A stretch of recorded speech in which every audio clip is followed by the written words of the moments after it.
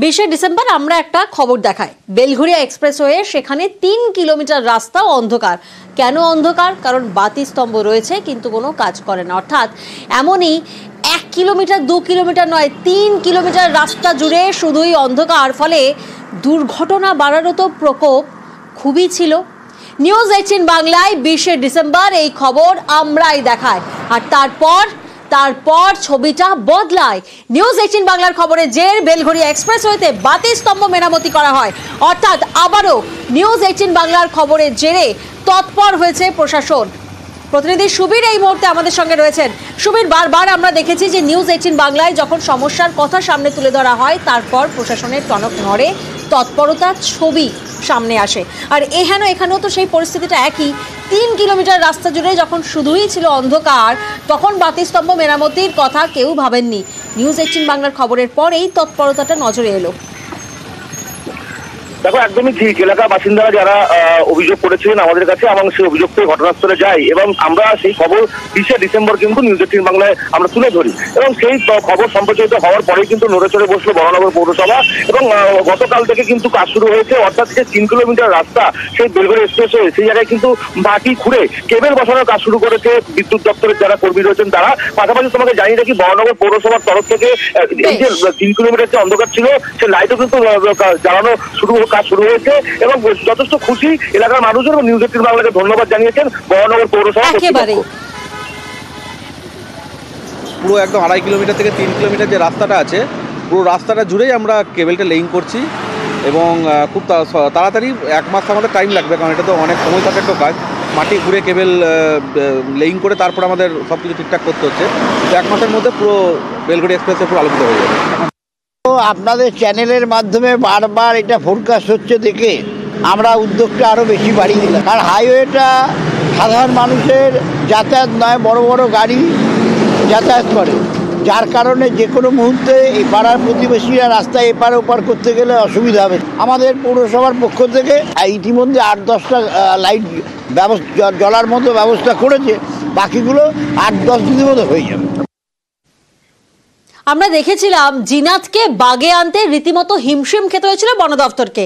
আর এবার জিনাতেরই কোনো এক সঙ্গী, সে এখন কুলতলির ত্রাস। কারণ কুলতলিতে বাঘের ভয়, বাঘ তাড়াতে রাত পাহারা, জালের পাশে আগুন জ্বালিয়ে নজর দেওয়া হয়।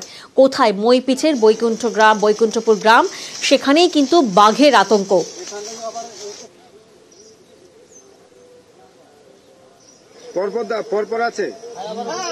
প্রতিনিধি অর্পণ এই মুহূর্তে আমাদের সঙ্গে রয়েছেন।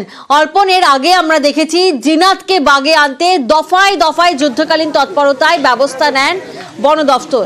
আর এবার আরো একটি বাঘের আতঙ্ক, আরো একটি ভয়, আরো একবার ভয়ে রয়েছেন গ্রামবাসীরা। কি কি ব্যবস্থা নেওয়া হচ্ছে?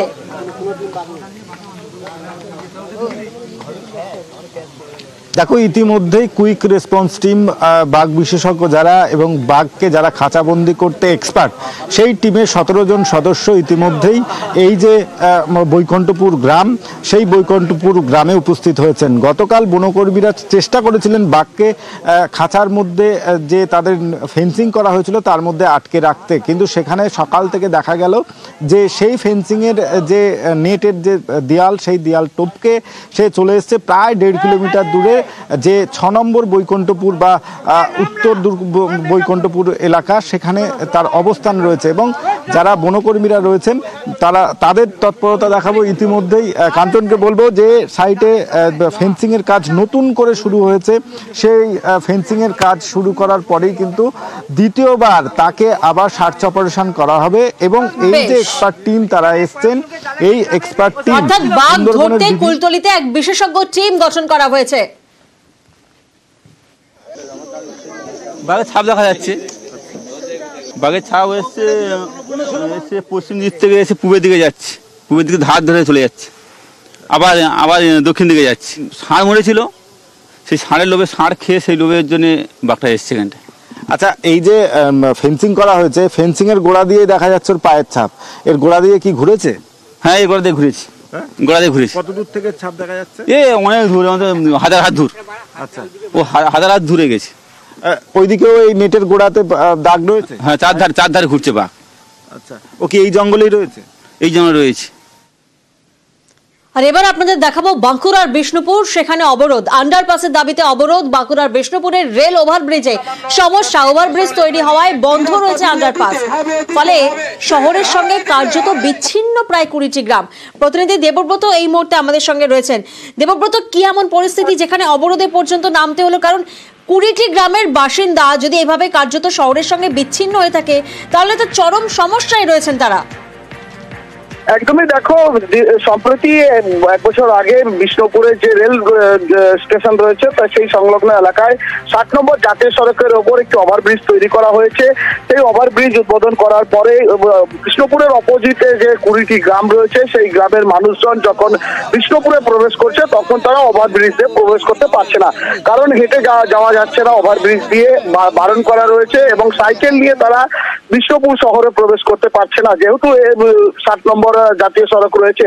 সেই ক্ষেত্রে দাঁড়িয়ে তারা কিভাবে বিষ্ণুপুর শহরে যাবে সেই সুরাহা নেই, যার কারণে কিন্তু জীবনের ঝুঁকি নিয়ে রেল লাইনের ওপর দিয়ে স্কুল কলেজের ছাত্রছাত্রী থেকে এলাকার কৃষক, মুমূর্ষ রোগী প্রত্যেককে পারাপার করতে হয়। এই একাধিকবার দুর্ঘটনাও ঘটেছে, এমনও দাবি করছেন স্থানীয় বাসিন্দারা। বিভিন্নবার বিভিন্ন দপ্তরে গেছেন, রেলে গিয়েছেন, বিভিন্ন প্রশাসনিক দপ্তরে গিয়েছেন, কোনো সুরাহা হয়নি, যে কারণেই আজকে 60 নম্বর জাতীয় সড়ক অবরোধ করে বিক্ষোভ দেখাচ্ছে এলাকার সাধারণ মানুষ। প্রিয়াঙ্কা।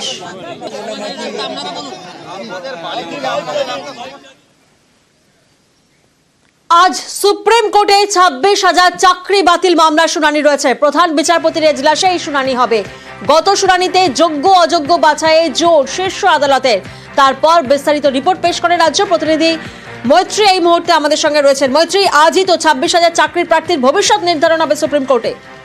দেখো, আজকে গুরুত্বপূর্ণ শুনানি রয়েছে এবং এই মামলায় সওয়াল জবাব পর্ব যদি বলা হয় তাহলে আজ থেকে কিন্তু সওয়াল জবাব পর্ব শুরু হবে। এর আগের দিন প্রধান বিচারপতির বেঞ্চে কি ওভারভিউ দেওয়া হয়েছিল রাজ্যের তরফ থেকে, সেখানে এই মামলা সম্পর্কে বিস্তারিত তথ্য তুলে ধরা হয়েছিল।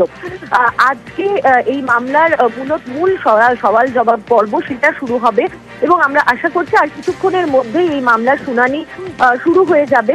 তার কারণ অন টপ অফ দ্য বোর্ডে এই মামলার শুনানির সম্ভাবনা রয়েছে। বেশ,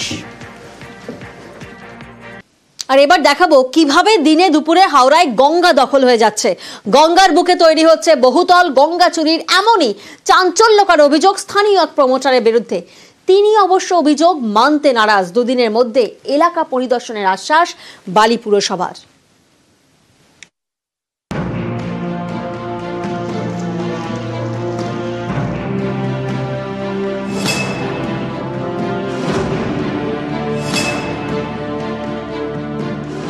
হাওড়ার বালি গা ঘেঁষে বয়ে গিয়েছে গঙ্গা।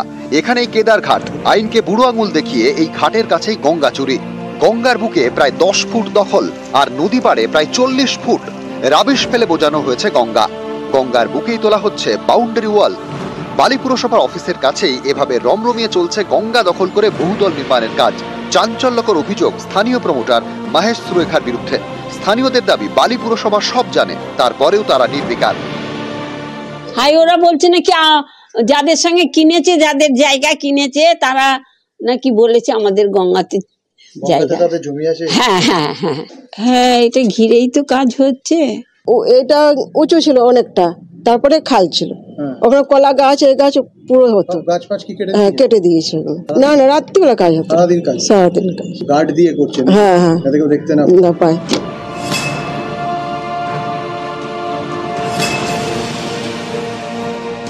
আমি মাননীয় ইও সাহেবকে অনুরোধ করেছি বিষয়টি খতিয়ে দেখতে। তারা দেখবেন এবং কি হচ্ছে ঠিক বেঠিক সবটা তারাই বিচার করবেন এবং সেই অনুযায়ী পদক্ষেপ হবে। কেন্দ্রীয় সরকারের বিভিন্ন জায়গাতেই গাফিলতি আমরা দেখি এবং পোর্ট ট্রাস্ট এর আগেও আমরা দেখেছি পোর্ট ট্রাস্টের অনেক রকম গাফিলতি। সুতরাং যদি এটাই হয় যে গঙ্গা বুঝিয়ে বাড়ি হচ্ছে, সেটা তো অন্যায় বটেই। বালি পুরসভার বক্তব্য, 2-1 দিনের মধ্যে এলাকা পরিদর্শন করা হবে। বেআইনি কিছু পেলে কাজ বন্ধ করে দেওয়ার নির্দেশ দেওয়া হবে। এদিকে জমি দখলের কথা অস্বীকার করেছেন প্রমোটার মহেশ সুরেখা। তার দাবি পাশের জমির মালিকরাই হয়তো গঙ্গা দখল করেছে। হাওড়া থেকে দেবাশিস চক্রবর্তী, নিউজ 18 বাংলা।